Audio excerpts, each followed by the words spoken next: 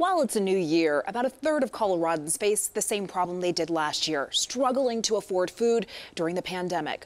Our Katie LaSalle has more on the resources HungerFree Colorado has to help those suffering from food insecurity.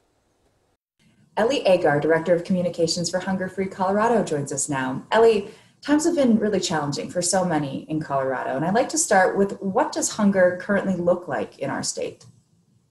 Yeah, so in the last year, hunger's actually tripled in Colorado. So right now, about a third of Coloradans and more than half of parents said that they're struggling to afford nutritious food.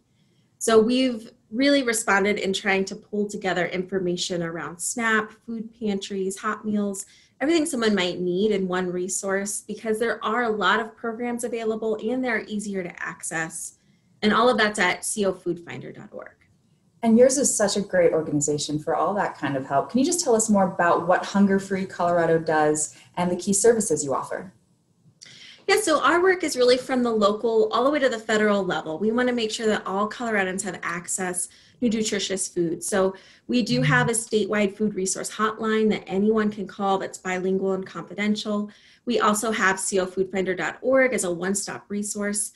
And then we do a lot of work in communities so that really your local leaders all the way to your federal officials have the information and the support they need to really end hunger throughout our state. And the food stamp program, you brought it up earlier, known as S.N.A.P, it has also changed in response to COVID-19? It has. So one of the big changes early on, and will continue through the pandemic, is that families and individuals can now get the maximum benefit within S.N.A.P. And this is really our greatest tool for addressing hunger during this time. It gets dollars directly to families and individuals through an EBT card, which is kind of like a debit card. So for a family of four, that's $680 a month. And even for an individual, that's just over $200 a month. So that's a huge help in being able to get groceries. You can even use that for the grocery pickup, for social distancing, and all of the information about eligibility and enrollment you can get through our website or directly on the government website. So you can go to cofoodfinder.org to get that. And for those watching who would like to help get involved, what is the greatest need right now?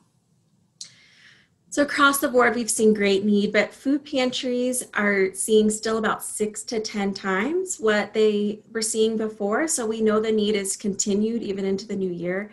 So donate, talk to them. Do they need food? Do they need funds? Do they need volunteer time? And advocate. Make sure that your community knows about these resources by sharing websites, talking about programs you've used.